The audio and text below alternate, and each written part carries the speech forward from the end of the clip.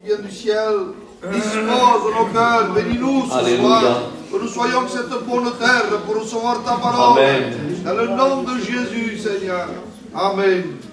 Nous voulons te bénir, Seigneur, te remercier encore une fois d'être assemblés devant toi. Combien ce soir nous plaçons ton serviteur devant toi. Te demandons que le message entre ses mains soit le message de Dieu. Amen. Combien nous voulons que ta parole fasse du bien dans nos cœurs, que ta parole nous relève, que ta parole nous guide, nous dirige, Seigneur, parce que le meilleur c'est toi, Jésus. Seigneur, bénis ton peuple ce soir, que ton peuple puisse être à l'écoute de ta parole, parce que ta parole est comparée comme un pain, et Seigneur, ton peuple a faim de toi, de ta parole. Seigneur, toute la gloire ne revient pas à un homme, mais toute la gloire revient à toi, dans le nom de Jésus. Amen. Alléluia.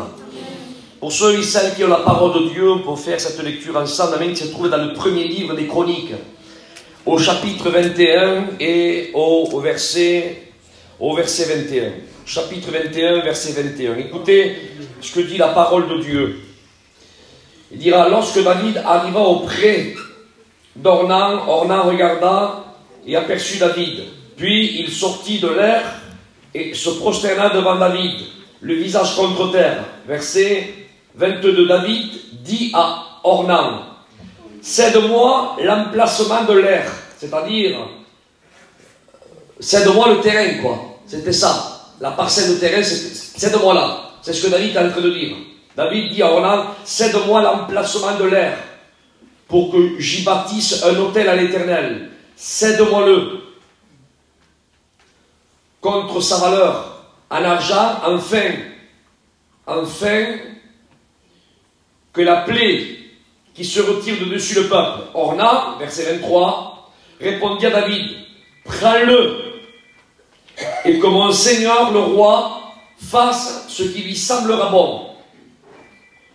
Vois, je te donne des bœufs pour l'holocauste, des chars et du bois, du froment pour l'offrande.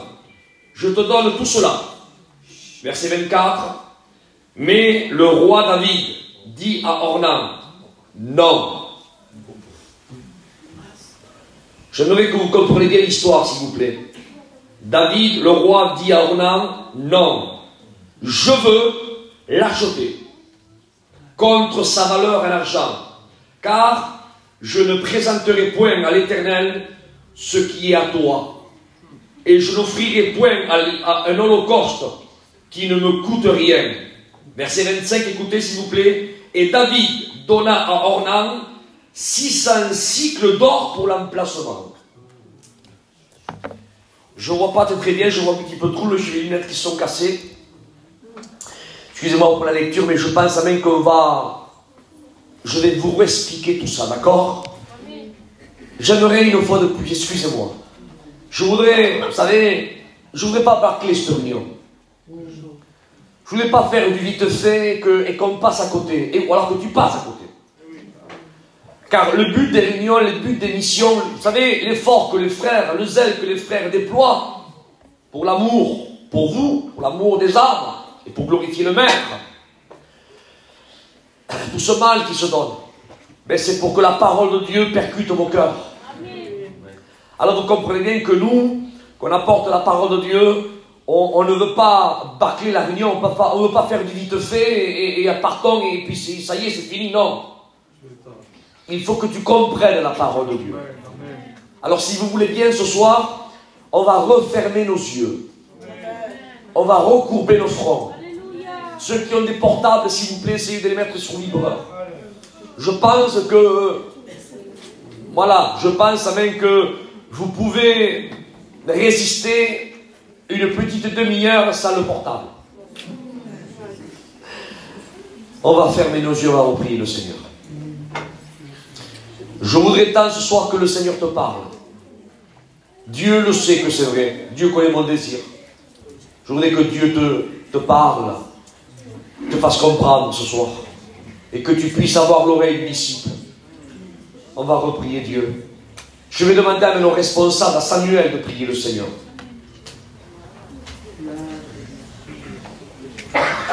L'important, c'est Seigneur, la qualité, la valeur de la réunion, ce n'est pas nous. C'est toi parce que tu es Dieu.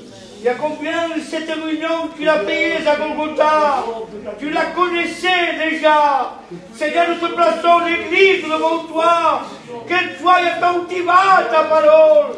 Bénis ton serviteur. Épaule-le. Donne-lui le mot à propos. L'homme de Dieu dit que tu as les paroles de la vie. Je te dis merci. Fils de Dieu. Au nom de Jésus. Amen. Le roi David, que vous connaissez, que vous avez entendu des dizaines, peut-être voire des centaines de fois prêché par la bouche de vos serviteurs.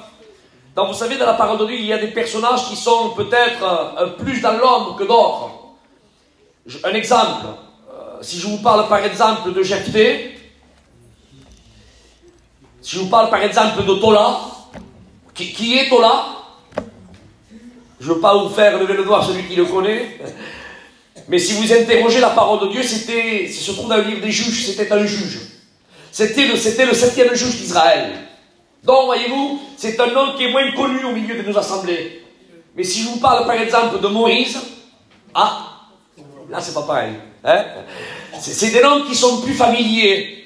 Et si je vous parle de David, donc c'est un homme qui est familier. C'était l'homme sur le cœur de Dieu. Ah, Dieu soit la gloire. C'était le doux chanteur d'Israël.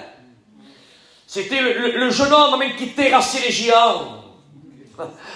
C'était le jeune homme qui se dressait devant les ours et les lions. Qui était prêt à donner sa vie pour une brebis. Alléluia. Dieu le regarde, amen, et il dit, si pour une brebis il est capable de donner sa vie, qu'est-ce que ça sera si je le mets à la tête de mon peuple? C'était un homme qui était sur le cœur de Dieu. Mais, il y a un mais. Ce mais, c'est qu'il connaissait sa faiblesse. Et que sa foi était basée sur le Dieu d'Israël. Tu me diras, Isaac, comment tu le sais? Il y a un détail de la parole. Le détail qui relève. Alors certains, vous savez, la Bible parle tantôt d'une façon, tantôt d'une autre. Mais il y a un détail que j'aimerais mettre en relief ce soir. Rappelez-vous quand il va combattre le géant de plus de 3 mètres de haut. Il dit là qu'il rentra dans le torrent et qu'est-ce qu'il prit? Il prit 5 pierres polies. Alors certains vont interpréter ce texte en disant, ce sont les 5 pierres. Il est allé au nom de Jésus qui représente, chaque pierre représente une lettre du nom de Jésus. C'est possible, gloire à Dieu, je ne suis pas contre.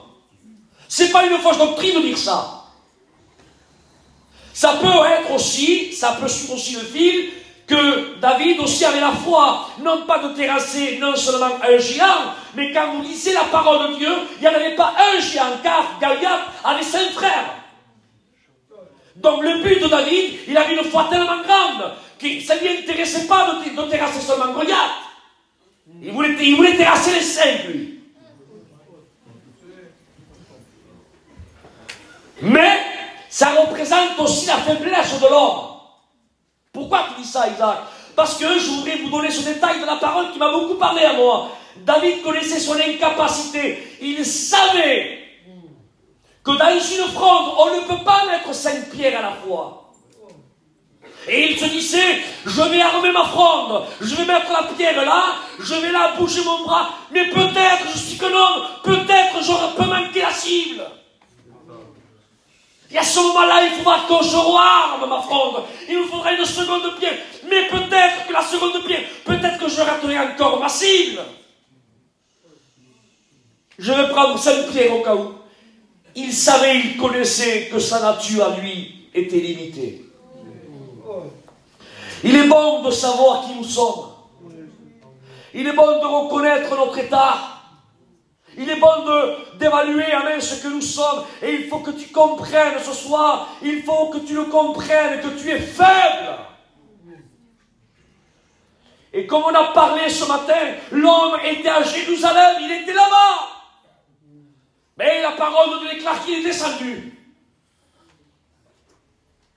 Ça c'est l'homme. Je ne sais pas si à vous ça vous arrive, mais moi ça m'est arrivé d'être à Jérusalem.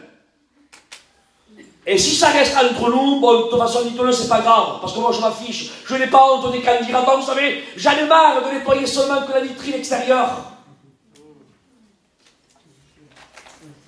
Il faut montrer ce que nous sommes, mes frères et sœurs. Et ça m'est arrivé aussi d'un petit peu d'assoupissement, un petit peu croiser les bras, comme dit le proverbe, et la disette m'a surpris, et je suis descendu de la communion. C'est pas pour cela que je suis resté dans le chemin de Jéricho, hein. Mais un petit peu. Et là, j'étais bafoué, roué de coups. Mais la parole de Dieu déclare, amen, 7 fois le juste il tombera. Mais 7 fois il se relèvera. Amen. À Dieu soit la gloire, que Dieu soit béni. Parce que nous sommes dans un monde de problèmes, un monde de difficultés. Reconnaissons notre état, reconnaissons que nous sommes des hommes et que nous sommes faillibles.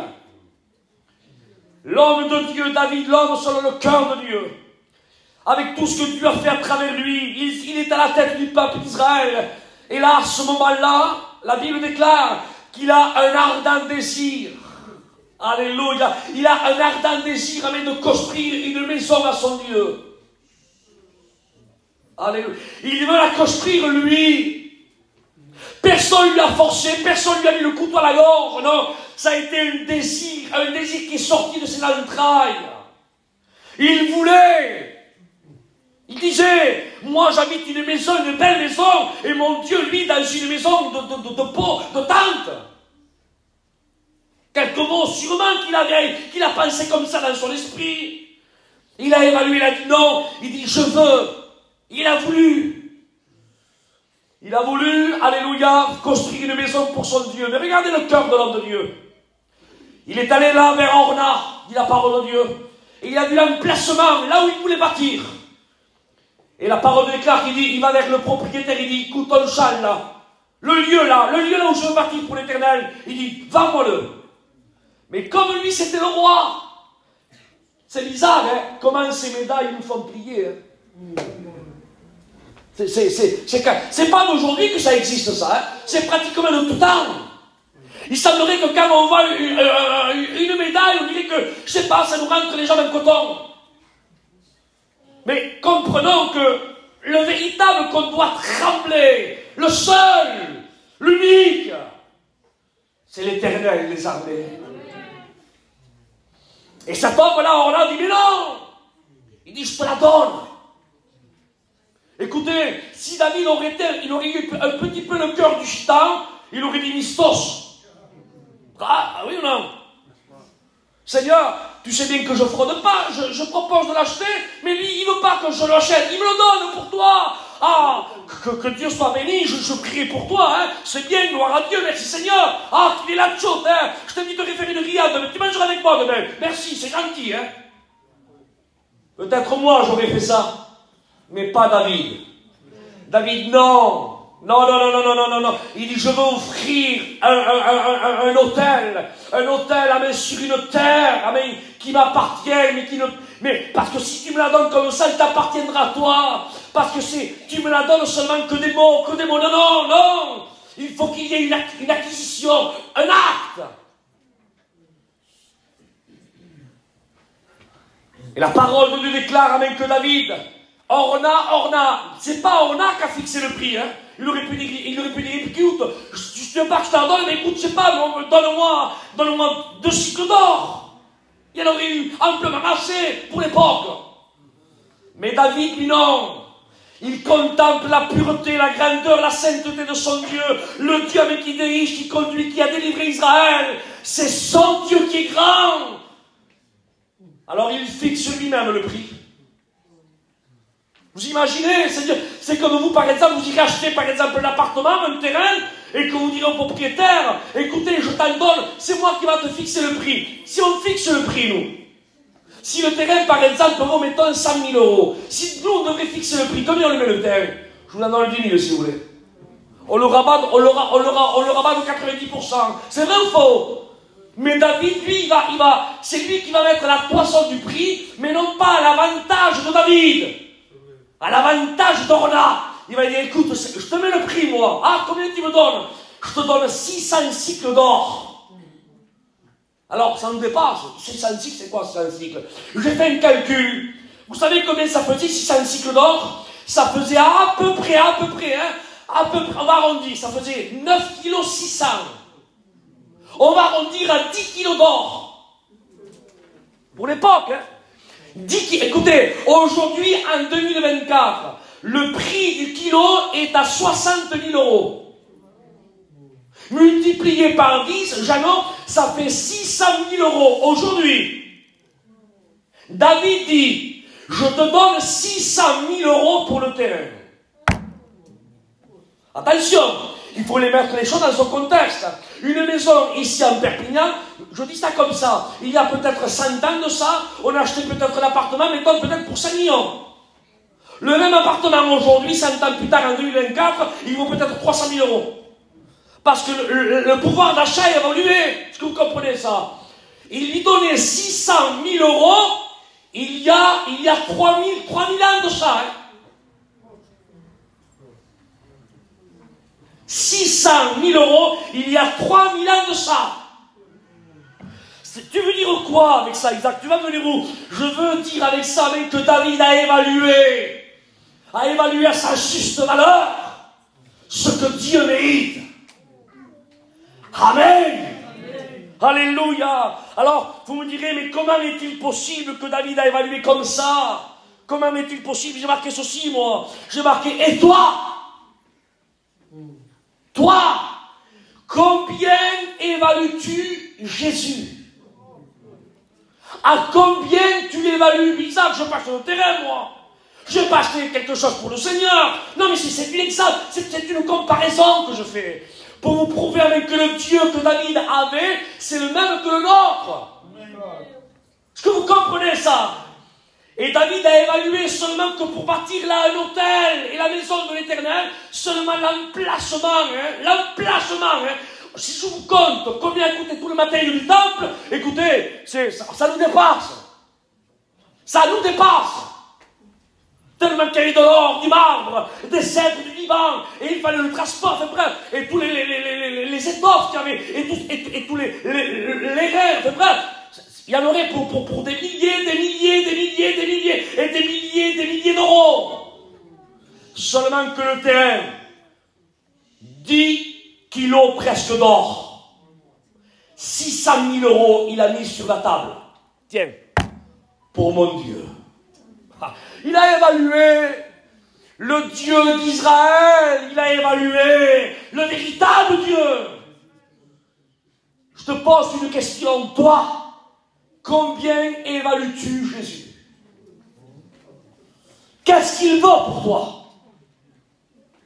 Quel prix lui donnerais-tu?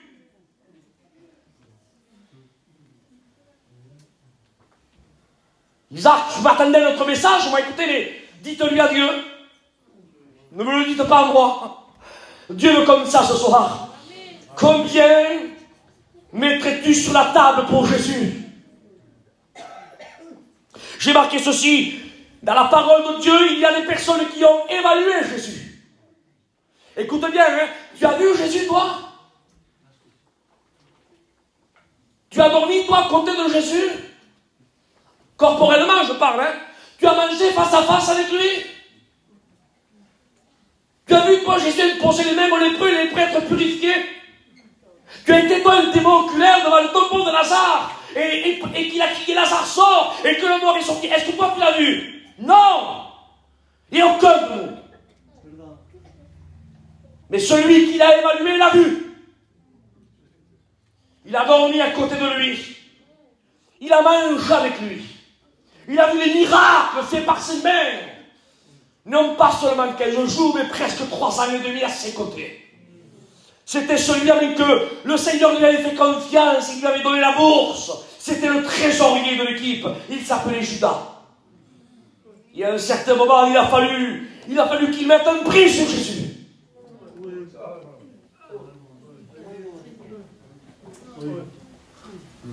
Imaginez le religieux. À combien tout le vend? David, seulement que la parcelle, là où il allait bâtir la maison, pour Dieu, pour qu'il vienne là avec sa présence un peu, hein, que le terrain, 600 000 euros, presque 10 kilos d'or. Et là, ce n'est pas la parcelle du terrain, mais c'est le verbe, le logos. Amen. C'est le verbe qui s'est matérialisé dans un corps humain. C'est la parole faite chair, le Fils unique de Dieu, l'agneau qui ôte le péché du monde. Le Saint de Dieu. Celui que les anges disent continuellement, Saint, Saint, Saint, Saint, Saint. Et l'Éternel des armées. Alors certains disent que Dieu est 3 fois saint, c'est faux. Dieu n'est pas 3 fois saint, on ne peut pas mettre un chiffre à sa sainteté. Parce que si on met un chiffre, on limite sa sainteté. Mais la prière des anges, à un certain moment, il a fallu qu'elle s'arrête, parce que sinon, toute la Bible y aurait marqué Saint, Saint, Saint, Saint, Saint, Saint, Saint, Saint, Saint. À un certain moment, l'auteur, il s'arrêtait à 3. Mais Dieu est saint, à l'infini, il est la sainteté. Alléluia. Amen. Celui qui a été injurié ne rendait point d'injure. Celui qui tendait toujours la main à celui qui voulait qu'il fallait, qui avait besoin de l'aide. Amen. Celui qui rassasiait les ventres affamés. Celui qui est venu pour guérir les cœurs brisés. Celui qui comprenait tout, qui essuyait les larmes des yeux. Celui qui pensait les cœurs, la souffrance des hommes. Des orphelins. Des vieillards. Des rejetés de la société. Ceux qu'on ne voulait pas à notre table, mais lui, il allait, lui. Et bien celui-là, que avant sa mort, à ses disciples, il leur disait déjà ce qu'il fallait qu'ils fassent pour eux. Il a dit, il faut que le Fils de l'homme soit livré entre les mains des païens, qu'il soit bafouillé, calomnié, et qu'on le tabasse, et après cela, et qu'on le crucifie. Mais le 3e jour, il ressuscitera. Amen. Il avait déjà annoncé la fin du film, si vous préférez. Parce qu'à Jésus, soulignez-le ça, rien ne le surprend. Amen. Il connaît tout déjà d'avance. Alléluia. Et le disciple qui est avec lui, non pas un faux disciple, un véritable apôtre. Qu'est-ce que tu dis, Isaac? C'est marqué dans la parole de Dieu. Il est écrit dans les actes que Judas a eu part au même ministère que les autres. C'est marqué, les frères. Hein? C'était pas là. Non, non. Il a été réellement choisi de Jésus. Ça a été un des apôtres de l'agneau. Il y a en plus de ça, il avait encore une double casquette, si vous préférez. Non seulement il était apôtre, mais il était aussi trésorier. Il avait une fonction de plus que les autres n'avaient pas. Eh bien, celui-là, il a fallu qu'il mette un prix sur Jésus. Combien tu le vends? Ah! Combien je vais te le vendre? C'est pas grave, c'est nécessaire, la lettre, c'est pas grave. Combien on va te le vendre? Je vais te le vendre 30 pièces d'argent. Certains diront, ça fait combien? Qu'est-ce qu'on faisait avec 30 pièces d'argent? Avec 30 pièces d'argent, c'est qu'est-ce qu'on faisait? C'était le prix d'un esclave. Quand on allait au marché public, à l'époque, on vendait des esclaves. Eh bien, pour s'acheter un esclave, il y avait des esclaves qui avaient 20 ans, qui étaient en pleine santé, ceux-là, ils valaient un certain prix. Après, il y avait des esclaves, là où il y avait une mère avec une fille, il y avait toute une famille qui était là, donc ça coûte encore un autre prix. Il y avait aussi là un homme qui était tout seul, même un petit vieillard, donc il n'avait pas la vitalité du jeune qui avait 20 ans, donc celui-là, il n'avait pas le même prix que celui qui avait 20 ans, c'est normal. Mais avec 30 pièces d'argent, quelle sorte d'esclave on achetait? Écoutez, hein, c'était le prix d'un esclave handicapé.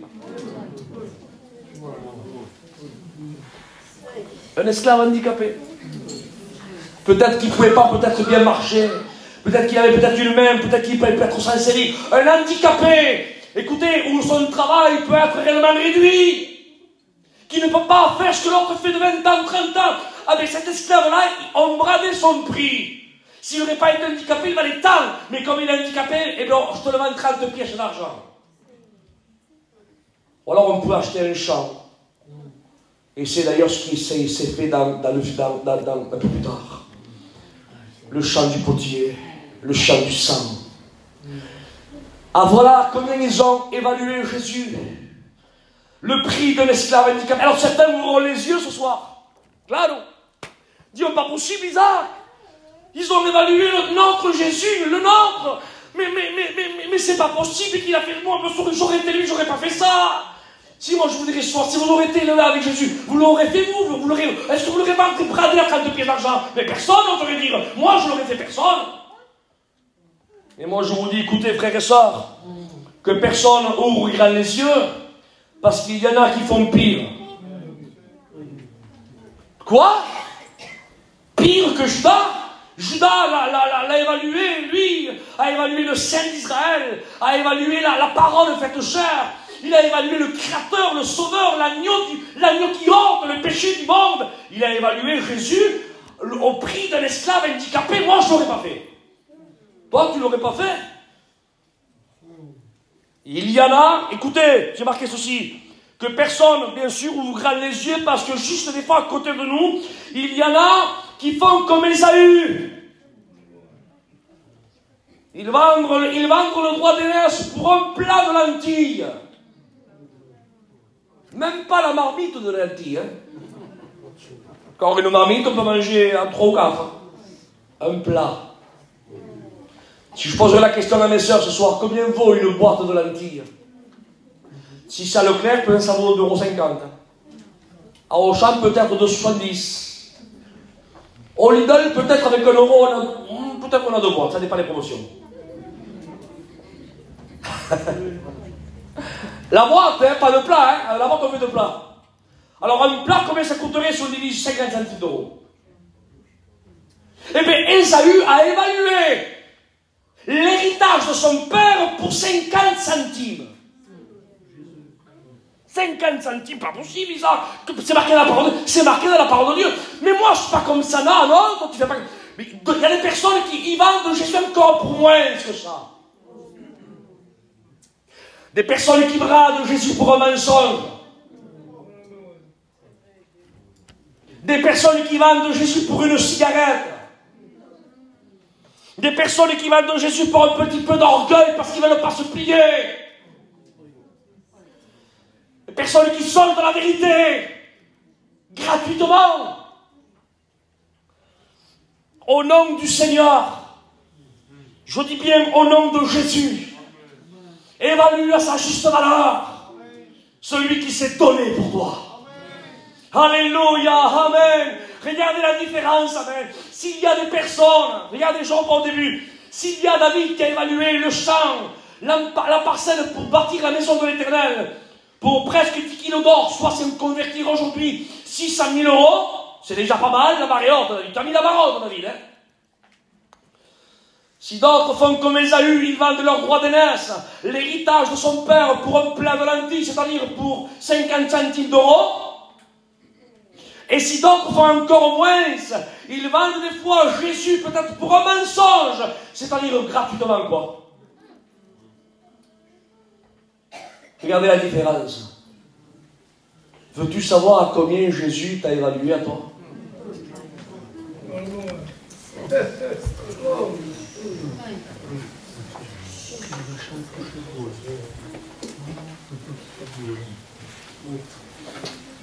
Tu écoutes? Veux-tu savoir à combien il t'a évalué, à combien il t'a estimé? Attention, hein. C'est pas toi qui as fixé le prix, hein. Amen. Non, hein. C'est David qui a fixé le prix à Orna. C'est l'Éternel, le sage architecte, qui a mis le prix. Combien il fallait payer? Pour eux, là, il faut payer ça. Adieu soit la gloire, alléluia. Mais Seigneur, si tu aurais payé en envoyant un simple ange, c'est pas mal. Si tu aurais payé en envoyant l'archange Michel, je pense que c'est déjà pas mal. Alors, si tu aurais envoyé un brûlant, alléluia, un séraphin, c'est déjà pas mal, non? Ah, il nous a évalué à un ange. On n'est pas des anges, nous. Mais s'il aurait évalué un ange, c'est déjà pas mal, non? Non, il a mis la barotte. Amen. il a mis le prix sur la table. Il n'a pas mis la main à la porte, Dieu. Il n'a pas fait comme certains qui donnent des miettes. Non, non. C'est lui qui a fixé le prix. Il a dit, c'est gratuitement que vous avez été vendus. Regardez le prix, c'est lui qui le fixe. Hein. Il dit, et ce n'est pas à prix d'or, ni à prix d'argent que vous serez rachetés. Il fixe le prix, lui. C'est toi qui mets le prix.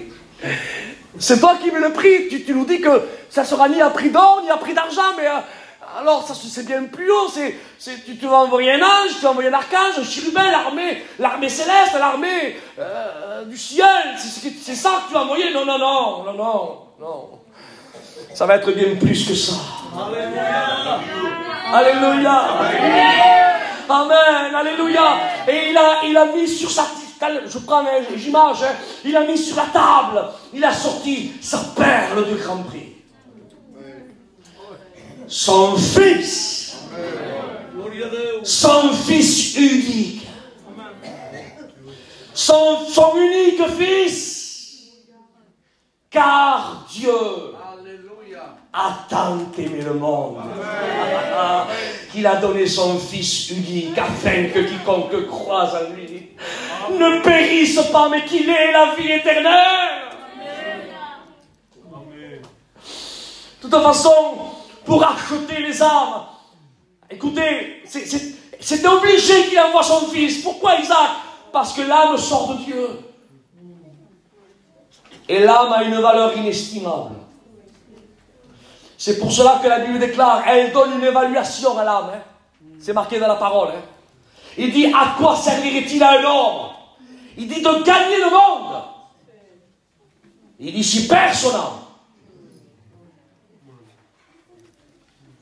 Écoutez, je reprends. Hein. Je ne sais pas combien coûte l'appartement ici, bien placé à Perpignan. Allez, on va dire 300 000 €.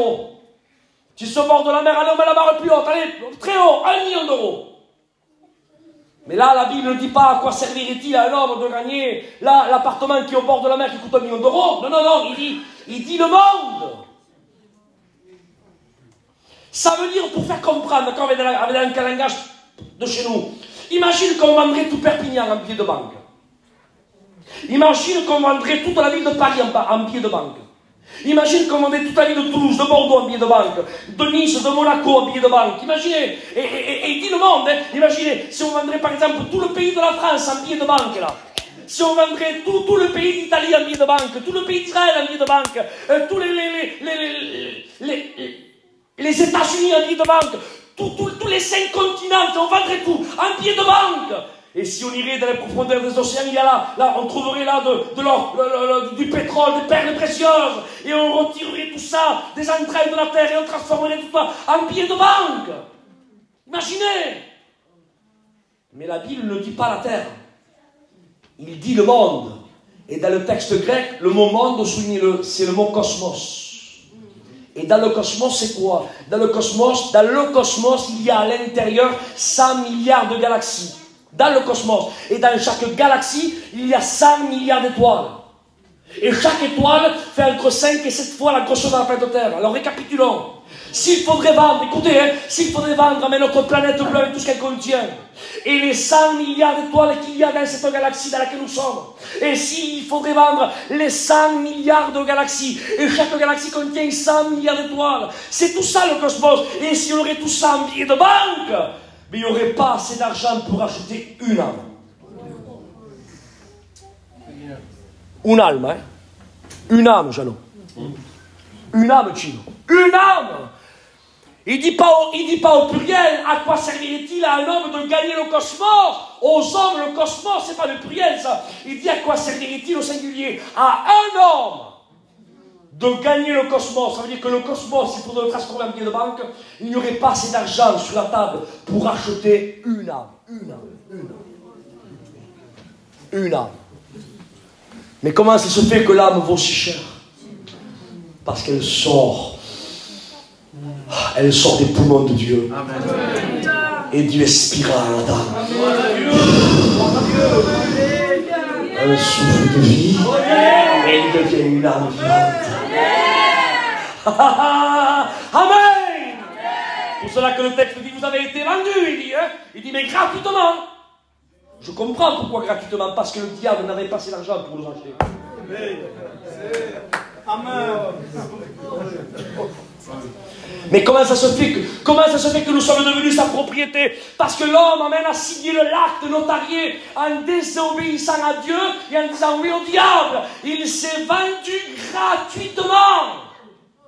Et comme il a mangé le fruit de l'arbre défendu, il a signé l'acte notarié. Ça y est, je sens de propriétaire de Dieu, je t'appartiens à toi. C'est signé, c'est validé. Et l'acte, il est écrit, c'est pour cela que le diable, dans Luc 4 et Matthieu 4, il prend Jésus et il lui montrera tous les royaumes de la terre. Il lui dit, si tu te prosternes et m'adores, il dit, je te le donnerai car cela m'a été donné. Eh oui, et il ne ment pas le diable, Il ne dit pas cela je l'ai dérobé, non, il dit cela m'a été donné, oui, car cadeau. Mais à quel moment le monde cela a changé de propriétaire, les hommes ont changé de propriétaire? À quel moment? Par la désobéissance d'un seul homme, dit la Bible, la mort est venue, il s'est vendu gratuitement. Et quand on achetait un esclave, si l'esclave, avec le respect que je vous dois, avait un petit berceau dans la maison, le petit berceau qui sortait là, devenait la propriété de celui qui avait acheté la mère. Et ça veut dire même que quand Adam s'est vendu gratuitement, toute la descendance appartenait au maître duquel il s'est vendu gratuitement. Si vous comprenez ça. Mais Dieu connaissait la valeur de l'âme. Et comme il la connaissait, alléluia, alors il a mis le prix fort sur la table. Alléluia, si le cosmos n'avait pas assez d'argent pour acheter une âme, qu'est-ce que ça devrait être? Depuis que l'homme est sur la terre, avec tous les hommes qui naissent et qui sont partis, depuis plus de 6000 ans, combien d'âmes sont sur terre à peu près aujourd'hui, on fera les milliards. Mais combien de personnes naissent par jour? Combien de personnes partent par jour? Depuis plus de 6000 ans d'existence. Si une âme, le cosmos, on ne peut pas le racheter, quel prix il fallait mettre sur la table pour racheter tous les âmes? Mais il y en avait un. Écoutez, je veux un amen, de verdad. Pas pour moi, pour Dieu. Pour la gloire de Dieu. Il y en avait un, alléluia. Il y en avait un amen qui faisait la maille. Il y en avait un amen qui remplissait tous les critères. Il remplissait les conditions. Il n'aurait pas... Lui, Jésus, il aurait pu acheter, si chaque planète dans le cosmos serait une planète avec des habitants comme nous, il aurait pu acheter tout le cosmos, avec les milliards d'habitants, les milliards, à l'infini. Mais pourquoi? Parce que lui, il est la perle de grand prix. Il a une valeur inestimable. Alléluia. Amen. Il t'a évalué à un grand prix, lui. Amen. Il a donné son fils, son unique fils. Alors certains diront, mais Isaac, il a donné son fils. C'est vrai, si on le prend dans un terme un petit peu gitan, vous savez qu'est-ce qu'on dit là, nous, de Dieu? On dit c'est un mauvais père. Tu dis qu'il est bon? Dieu le Père? Non, il n'est pas bon. C'est un mauvais père. Il a voulu sauver les hommes, oui, pourquoi il ne s'est pas donné lui-même? Pourquoi il donne son fils? Si toi tu devrais donner quelqu'un, je t'aime, je veux te sauver, mais pour cela il faut que moi ou mon fils on meure. Mais je t'aime tellement, écoute, mais je t'aime, mais je me donne moi, je ne donne pas mon fils. Vrai ou faux? Vrai ou faux? Oui, mais ça c'est la conception humaine de chez nous. Pourquoi on se donnerait nous et pas notre fils? Parce que l'amour qu'on aurait pour celui qu'on se donnerait serait limité à notre vie. Mais on n'aurait pas un tant aimé. Parce que si le tant aimé, au-dessus de ma propre vie, il y a un amour au-dessus pour moi. C'est celle de mon fils. Est-ce que vous comprenez?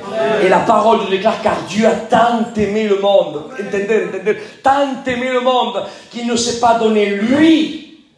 Parce qu'au-dessus de lui, amen, il aimait son fils par-dessus tout.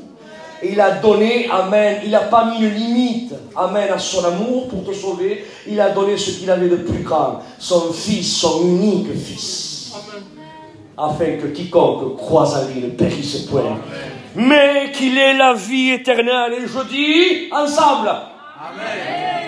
Alléluia, que Dieu soit loué, amen. Oui, tu as une valeur inestimable. C'est pour cela, amen, que le Seigneur il veut te récupérer. Il y a des personnes qui, ça ne leur intéresse pas de récupérer, oui, parce que ça, à eux, ça leur a rien coûté. C'est comme celui quand tu étais jeune, ton père te donnait 20 € ou 30. Tu les gaspillais, un bonjour, un bonsoir. Mais quand tu as commencé à les gagner, toi, les 30 €. Voyons ça, combien? 12 €. C'est cher. Oh, j'en ai un de toute façon, j'entendrai le mot. Tu parles devant là, moi un petit coca, combien d'1,50 €? J'ai la maison à côté là, 300 mètres, c'est pareil. Parce que tu sais ce que ça coûte, c'est toi qui le gagne. Mais quand on te le donne, combien la canette? 5 €. Tiens, t'as vu, toi aussi? Toi aussi, j'ai pas besoin de pas pareil, tiens. Eh oui, il y a des personnes qui... Un tel a fait ça, un tel, on ne va pas trop le récupérer, il ne faut pas trop attention. Oui, parce que ce n'est pas eux qui ont payé. Mais celui qui a payé, Christ a payé pour toi. Lui, c'est pas pareil, il évalue. Vous savez, et je terminerai avec ça, vous savez que les potiers, dit la parole de Dieu, vous savez que les potiers, on les reconnaissait aux cisailles et aux meurtrissures de leurs mains. Un potier comme un maçon, un carreleur. Les carreleurs, on les reconnaît parce qu'ils ont sur les genoux, ils ont, excusez-moi de l'expression, ils ont comme des kystes qui sont formés. À cause de se mettre à genoux de placer le carrelage. On appelle ça la maladie du carreleur. Après, il y a aussi la maladie du ciment, la lèpre du ciment, on l'appelle. Et ça, ce sont les maçons qui ont ça. On les reconnaît par rapport, parce qu'ils trouvent beaucoup de ciment. Vous voyez, il y a chacun on les reconnaît par rapport à ça. Les grands lecteurs, on les reconnaît aux lunettes. C'est pour cela que la plupart des juifs, comme c'est des lecteurs hors pair, regardez, ils ont toutes les lunettes. Parce qu'ils s'abîment la vue. Donc ça pour dire que vous voyez, il y a des signes qui apparaissent, des symptômes qui nous démontrent et qui nous font reconnaître qu'est-ce qu'ils sont. Eh bien les potiers à l'époque, on les reconnaissait, écoutez, aux cicatrices de leurs mains. On les reconnaissait. Mais pourquoi des cicatrices? Pour prendre la boue? Non, mais le potier ne prenait pas n'importe quelle boue. Hein. On croit que le potier, il allait là, il prenait une pelle, il prenait de la boue. Non, c'est qu'il prenait par de boue. Hein. Pour faire un bon vase, les potiers, écoutez, ils se levaient premièrement de bonne heure, entre 5 et 6 heures du matin, pour que la glaise, pour que l'argile soit encore un petit peu fraîche, qu'elle ne soit pas très bien asséchée par le soleil. Et la bonne argile, elle se trouvait au fond des fentes des rochers.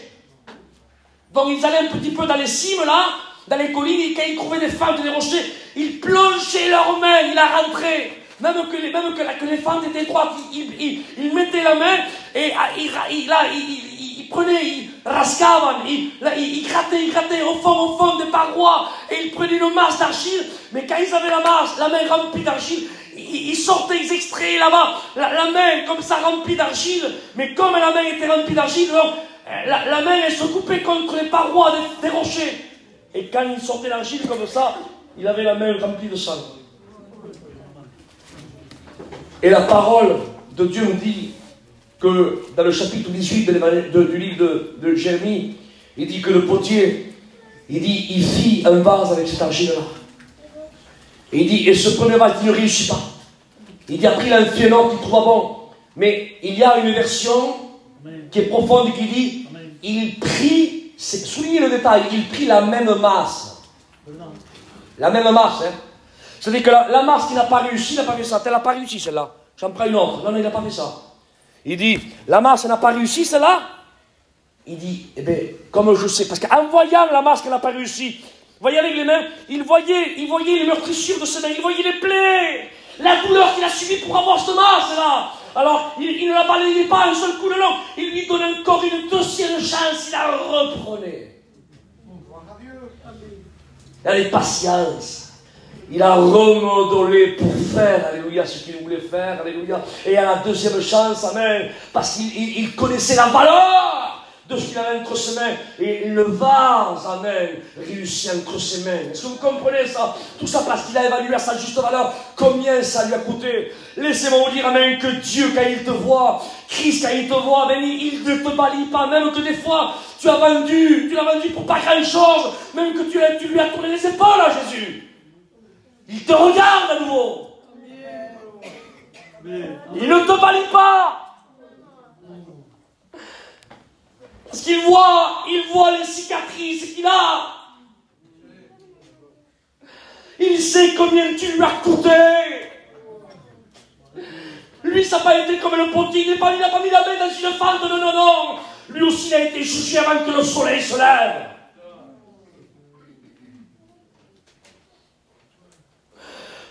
Il n'est pas monté, vous savez, au mont Everest. Non, non, non, non. Il est monté aussi dans une colline en dehors de Jérusalem qui s'appelle le Golgotha. Il n'a pas mis ses mains dans une fente, non. Mais il s'est laissé clouer les deux mains et les deux pieds. Il s'est laissé labourer son dos. Il s'est laissé transpercer son côté. Tout ça pour extraire l'argile que tu es.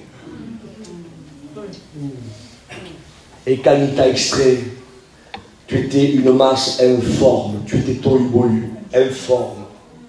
Parce que le péché t'a déformé. Mais entre ses meurtrissures, par son sacrifice, il a accepté, je veux un amen puissant à travers ça, écoutez ce que je vous dis, hein. Il a accepté d'être complètement défiguré pour te prendre entre ses mains et te redonner l'identité qu'Adam a perdue. Amen. Gloria a Dios. Alléluia. Amen. Gloire à Dieu. Pour cela que l'auteur aux Romains dit, ne vous conformez pas au siècle présent. Vous savez qu'est-ce que c'est le vrai texte? Le vrai texte c'est, ne vous laissez pas modeler par le siècle présent. Ça veut dire, frères et sœurs, qu'à travers le sacrifice de la croix, à travers la défiguration que Jésus a subie, il ne ressemblait même plus, il n'avait même plus l'aspect d'un homme. Tellement qu'il a été défiguré, lui le parfait, il était le plus beau parmi les fils des hommes. Il était l'agneau parfait. Je ne sais pas comment tu visualises Jésus là dans ton esprit, mais Jésus, il n'avait pas une taille, il ne mesurait pas 1,20 m, hein. Il ne mesurait pas non plus 2,70 m, hein. Il avait une taille correcte. Un poids parfait. Les dents, tout alignées, parfaites. Pas une carie dans une seule dent. Les yeux, parfaits. Le nez, parfait. La barbe, parfait. Les cheveux, parfaits. Les oreilles, parfaits. Il a sa peau, parfait. Les mains, les pieds. Il était le plus beau parmi les fils des hommes. Il était l'agneau parfait. Parce qu'on ne pouvait pas offrir un agneau qui était imparfait. Il fallait qu'il soit parfait. Il était parfait en beauté, en stature, en éclat, en prestance, en tout, il était parfait. Et pourtant, Ésaïe le regarde sur la croix, il a dit son aspect n'avait rien pour nous plaire.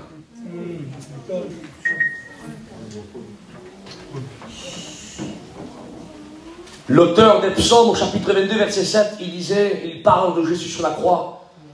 Il dit, lui, hein, il le compare à un verre. Pardon de l'expression, un verre. Vous avez vu un verre? Vous avez déjà vu un verre? Quand vous le prenez comme ça? Vous le prenez, là? Prenez-le comme ça et faites expérience, vous verrez. Et vous savez qu'est-ce que vous voyez? Vous voyez un morceau de chair qui pend.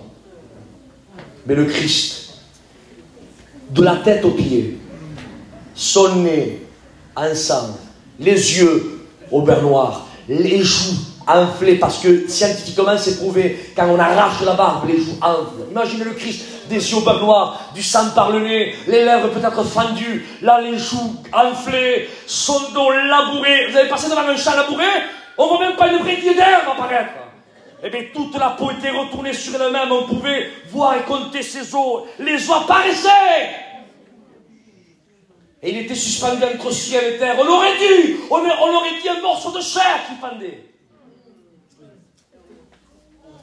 Il a été défiguré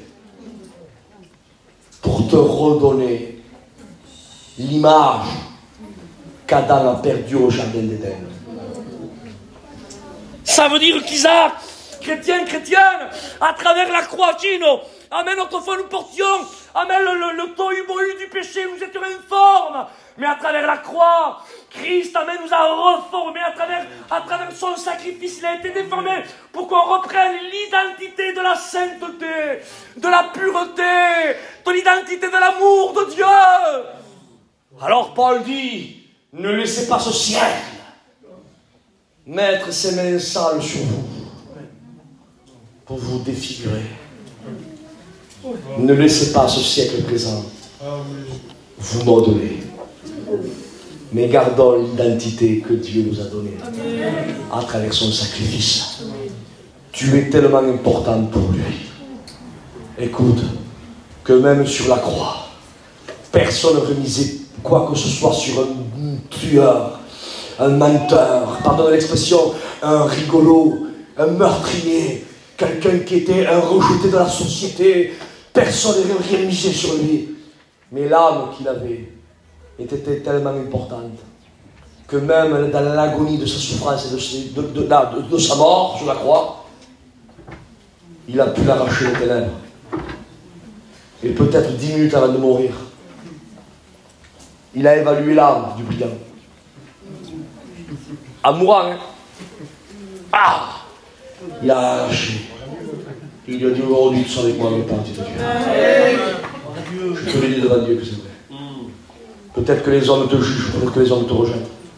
Mais si tu serais comme un Dieu te voit, il veut te récupérer, le Seigneur. Laisse-toi récupérer par lui.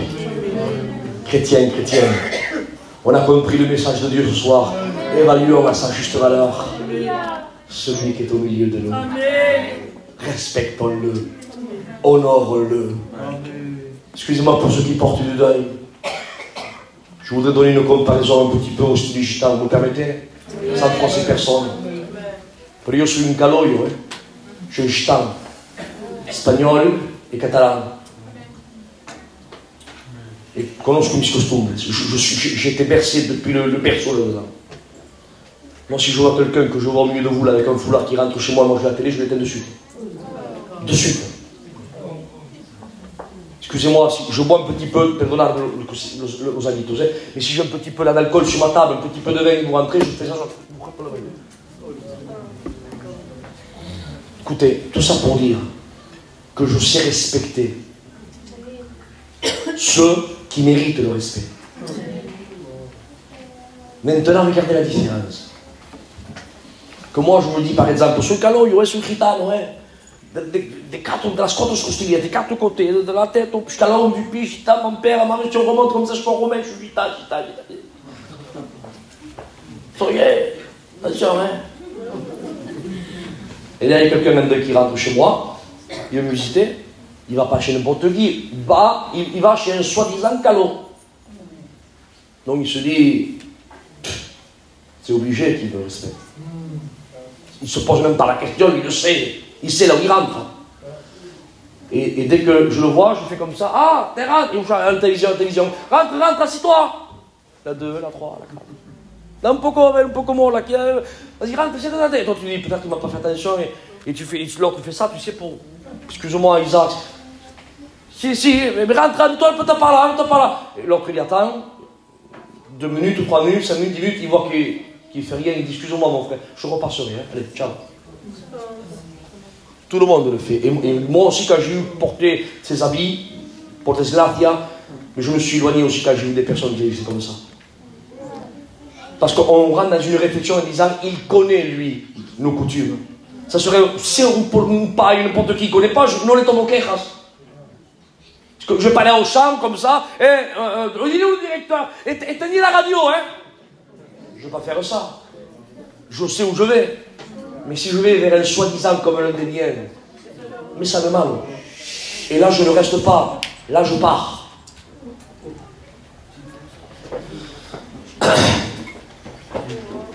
Mon attitude démontre à celui qui rentre, qui mérite le respect, sans parole, Ça veut dire tu me gênes. Pars. Et l'autre, il comprend le message, pars. Écoutez ce que je dis. On sait respecter les coutumes de notre peuple. Et que Dieu soit loué. Gardons-les. Hein. Mais écoutez ce que je dis. Ceux qui n'empiètent pas dans la parole, gardons-les. Ceux qui gênent, sortons. Mais c'est le respect, gardons-le, c'est bon ça. À plus forte raison. Respectons celui que tu portes dans ton cœur. Quand hay un calor gitano viejo, devant un vieux là, franchement, est-ce qu'on emploie n'importe quelle conversation? Entre jeunes, des fois, ça nous arrive, et quand vient avec les cheveux blancs, là, c'est oui, oui, oncle, oui, oui. On n'ose pas. On sait respecter. Il y a des choses qu'on ne dit pas devant eux. Alors devant eux, on ne le dit pas. Et devant celui que tu portes, là, oui. Non. Évaluons à sa juste valeur. Faisons comme David. Combien je mets le plus fort, tiens. Alors je ne vous dis pas ce tir de l'or, hein, mais ce que Dieu demande de toi, c'est ta fidélité. Et c'est l'amour pour lui. J'aimerais avec ces quelques paroles, j'aimerais qu'on s'incline, qu'on ferme nos yeux. Et j'aimerais te dire que tu as un prix inestimable aux yeux de Dieu. Laisse-toi récupérer par le divin portier ce soir. Il veut te récupérer. À toi soit la gloire, Seigneur. Nous t'adorons, Père éternel. Nous te remercions, Seigneur, pour ta parole qui a été annoncée, Seigneur. Jésus, tu vois, tu sais, tu entends et tu connais, Seigneur.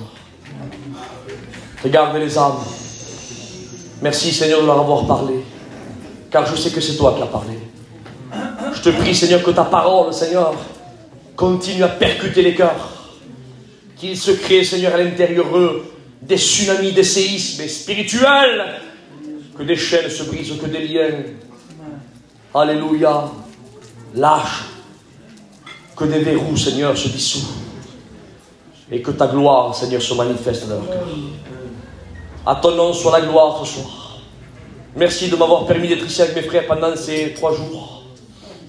À toi soit la gloire, mon Christ. Je te loue, je te glorifie. Merci, Père. Alléluia. Je voudrais qu'on courbe nos fronts, s'il vous plaît. Je voudrais même qu'un frère vienne chanter un cantique. Je demande à Chino qui vienne chanter un cantique. Alléluia. Viens. J'aimerais qu'on courbe nos fronts et qu'on prie le Seigneur. J'aimerais que tu pries le Seigneur. Je ne sais pas combien tu l'évalues, Jésus. Je ne sais pas. Je ne sais pas. Mais Naboth a dit que l'Éternel me garde de te donner l'héritage de mes pères. Évalue à sa juste valeur celui qui est à côté de toi, celui qui est en toi, celui qui t'a évalué à un prix inestimable, celui qui t'a lavé par son sang précieux, celui qui t'a préparé le demeure dans le ciel, afin que là où lui il est, tu sois toi aussi. Évalue à sa juste valeur, là où les tiens t'ont devancé, ils sont dans le ciel avec eux, et bientôt tu iras les rejoindre. Évalue à sa juste valeur tout ce que tu as fait pour toi. Alléluia. Au nom de Jésus, ne le troque pas pour n'importe quoi. Il n'y a rien qui mérite de troquer Jésus, car rien ne peut être comparé à Christ. Louez le Seigneur, glorifiez-le, soyez fidèles, mes frères et sœurs, jusqu'au bout. Amen, et vous obtiendrez la couronne de vie. Merci de m'avoir écouté pendant ces 3 jours, ces 3 réunions. Merci de prier pour moi, pour mon foyer, mes enfants, mon père qui est bien malade. Merci pour ceux qui ont prié pour moi, car certains ont su par quel désert je suis passé dans tous ces mois. Certains serviteurs de Dieu savent par quelle vague dévastatrice de la part de l'ennemi ma barque de mon foyer a subi. Et je sais que des frères ont prié pour moi. Merci parce que à travers la prière de mes frères et surtout par la grâce, Dieu a permis afin que je sois toujours debout et que la vérité triomphe. À Dieu soit la gloire. Merci de continuer à prier pour moi. Merci, je prie pour vous, mes frères et sœurs. Je vous le promets devant Dieu, je m'engage. Je m'engage devant le ciel à prier pour mes frères et mes sœurs de Perpignan. Le temps est court, travaillez pour le Christ. Ne vous attachez pas à des conversations qui n'aboutissent à rien, qui ne font pas avancer l'œuvre de Dieu. Comme Paul dit, à des fables, à des imaginations, à des suppositions. Oui, mais alors qu'il a dit, tu crois, je pense que, mais si peut-être qu'on ferait. Arrêtons, arrêtons, arrêtons, arrêtons, arrêtons, arrêtons. Christ revient, sauvons les nôtres, soyons fidèles, travaillons pour le Christ, pensons les plaies. Amen. Mettons, amen, nos fioles remplies d'huile de vin et d'huile. Nous préparons la monture et soyons avec des ambulanciers de Dieu, sillonnez, amen, les rues de Saint-Jacques et allez à la recherche des blessés, soignez les plaies et amenez-les à l'hôtellerie de l'église. Le Saint-Esprit prendra soin d'eux. Merci de m'avoir écouté pendant ces jours. Une fois de plus, que Dieu vous bénisse. Que Dieu vous bénisse. Que Dieu vous bénisse. On écoute amen un cantique.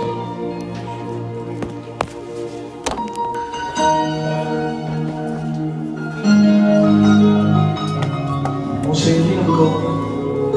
On repasse la parole de Dieu encore.